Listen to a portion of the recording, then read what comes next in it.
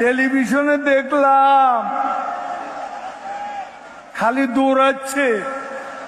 ওদিন বলেছে আমরা নাকি অলিগলি পাবো না, পালাবার পথ পাবো না। এখন কসম খেয়ে বলছে আল্লাহর নামে, বিএনপি বাংলাদেশে ক্ষমতায় আসবে না।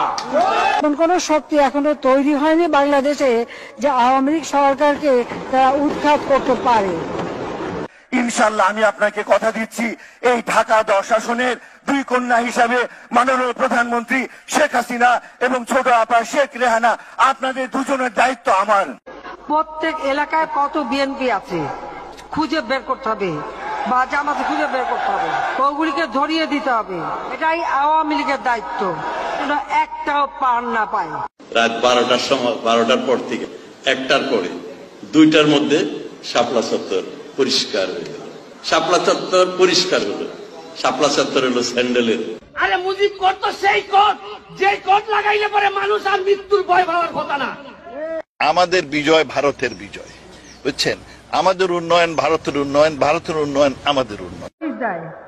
আবার বলে আমরা নাকি পালানোর পথ পাবো না। আমি এই বিএনপি জামাত জোট যারা হয়েছে তাদের জিজ্ঞাসা করি, পালায় কে? আওয়ামী লীগ কখনো পালায়